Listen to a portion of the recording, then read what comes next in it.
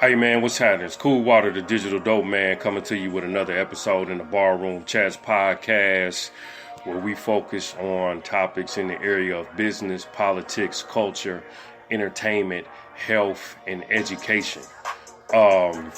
Today, I want to jump real quick in on a particular topic that kind of got me going, or should I say, really some current events. So the current event is in my hometown, which is Dayton, Ohio.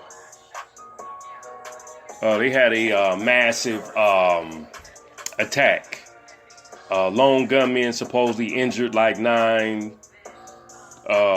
injured like 26 people, killed like 9 maybe to that effect. And then recently there was something in El Paso, Texas at the Walmart where like another 20, 30 people, about 20 some people got hurt, and maybe about another 10, 11, 12 was killed, so to speak. So I'm just sitting back and kind of wondering what game is being played, because usually, events like this don't happen back to back.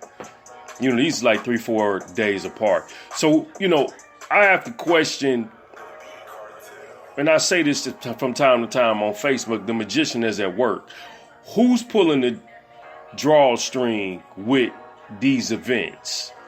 What is it about these events that they just haphazardly, randomly happen? And then, like I asked on Facebook, why is it always the white male that is the one that is getting his gun and doing the rampaging? You see what I'm saying? So that's something to think about, because, again, you have to delve into certain other information and really see a bigger picture. So, what's interesting is Donald Trump is now hollering that we need to be, the white supremacy needs to be put in the bag. We need to come together. We need to work as a team, yada, yada, yada. But his rhetoric is partly the insightful riot that is caused some of the nonsense. You see what I'm saying? And as a result, Donald Trump will be probably partly to blame for some of the incidents that have went on around the country, because some of these people are taking his words literally with how one should act and respond to people from different cultures and different ethnicities. So we don't really know, but like my brother was like, man, I think it's some Illuminati stuff. And, I said, well, that's probably true. I do think this is one catalyst to gun control, another catalyst to create a race war, incite a riot, and have different people from different cultures hating one another. I do believe this. And then we also have to question, how much of this is 100% visibly accurate.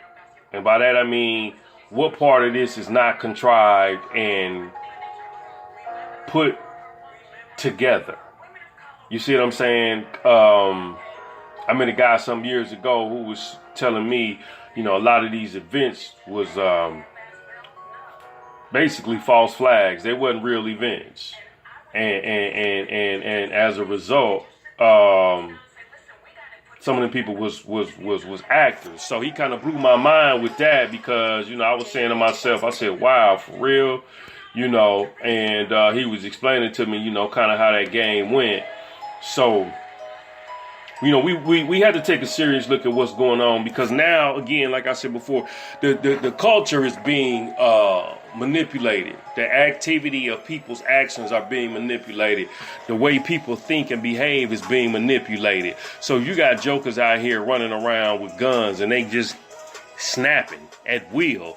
There's an issue going on, and there's a mental health issue going on. Most definitely.